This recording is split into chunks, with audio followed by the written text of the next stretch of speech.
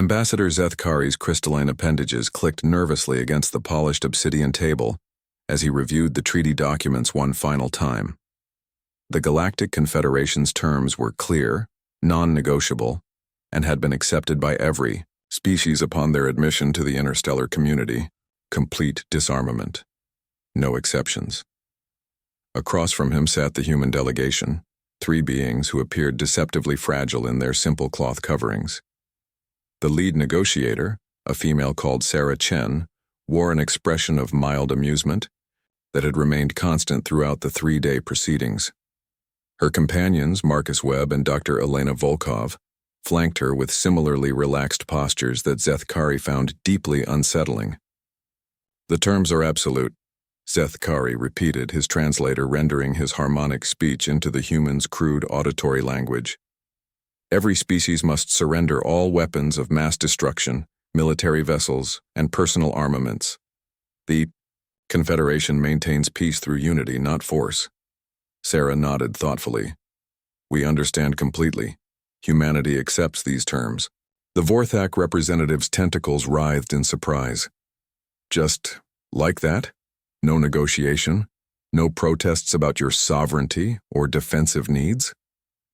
His species had fought the disarmament clause for decades before finally capitulating. "None whatsoever," Marcus replied with a slight smile.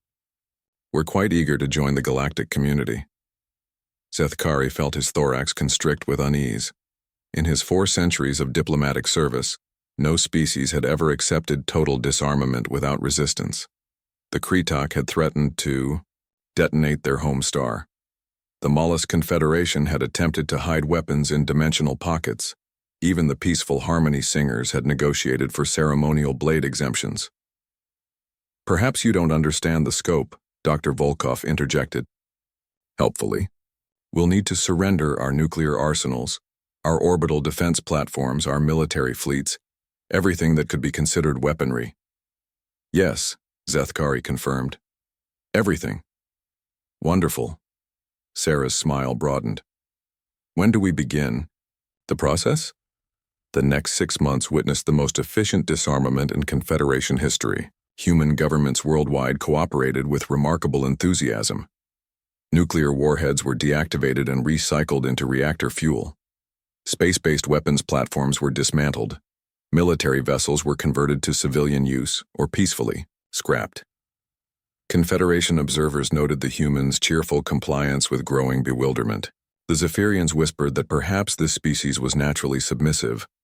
The hive mind collective theorized that humans simply lacked the imagination to comprehend subterfuge. They were all catastrophically wrong. The first hint came during a routine trade dispute between Earth and the Proxima Mining Consortium. When negotiations stalled over mineral rights, the consortium flexed its considerable military might, parking a battle fleet at the edge of Earth's solar system. The humans' response was unusual. "We're organizing a cultural exchange," Sarah announced to the bewildered Confederation mediators. "We'd like to invite the consortium fleet to observe some traditional human activities." What followed defied every military strategist in the galaxy. Humans began launching massive cylindrical objects from their home world. Not weapons, the sensors confirmed, but simple metal tubes filled with various chemical compounds. Children's toys, the humans claimed. Fireworks for their cultural celebration. The consortium admiral watched in confusion as these fireworks detonated in spectacular displays around his fleet. Pretty but harmless. The humans' primitive chemical rockets couldn't possibly threaten modern military shields, except the chemicals weren't quite what they seemed. Hidden within the colorful explosions were microscopic self-replicating nanobots, each programmed with a single purpose: locate and disassemble specific molecular structures. Not weapons, technically, just very enthusiastic cleaning robots designed to remove space debris from the area. The consortium fleet began experiencing mysterious system failures, hull integrity compromised by unknown corrosion. Electronics malfunction due to contamination by unidentified particles. Life support systems failing as vital components simply disappeared.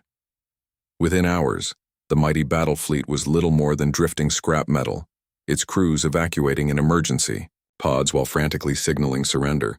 The humans graciously provided rescue and repair services. Similar incidents began occurring throughout Confederation space. Pirates who threatened human cargo vessels found their ships mysteriously infected with exotic bacteria that consumed specific alloys. Hostile species who attempted to intimidate human colonies discovered their weapons systems failing due to coincidental exposure to human-manufactured virus programs that definitely weren't military AI. Dr. Volkov published a paper on the phenomenon, Emergent Defensive Behaviors in Post-Military Human Society. She theorized that removing traditional weapons had simply caused humans to weaponize everything else. Their mining equipment could crack asteroids or enemy hulls. Their terraforming bacteria could reshape worlds or dissolve hostile infrastructure. Their entertainment industry produced virtual reality programs so immersive they could induce permanent psychological conditioning. Their children's toys had become increasingly sophisticated, incorporating technologies that military engineers from other species couldn't even comprehend. Most disturbing of all, they did everything with that same mild, helpful smile. Ambassador Zethkari requested an urgent meeting with the human delegation. Your species has found remarkably creative ways to defend yourselves, he observed. Carefully, Sarah Chen nodded pleasantly. We're quite resourceful. Necessity breeds invention, as we say. The Confederation is concerned that you may be violating the spirit of the disarmament treaty. Oh no, Marcus assured him. We've destroyed every single weapon we agreed to surrender. Not a single military spacecraft, nuclear warhead, or traditional armament remains in human possession. Yet somehow, every species that has threatened humanity has suffered mysterious but devastating equipment failures. Dr. Volkov shrugged eloquently. Coincidence is a strange thing. Perhaps hostile intentions simply make one prone to accidents. Zethkari stared at the three humans, their expressions innocent as newborn stars. In that moment he understood why his species' ancient texts contained warnings about creatures that smiled while planning your destruction. I see. And if the Confederation were to attempt to enforce stricter interpretations of the treaty?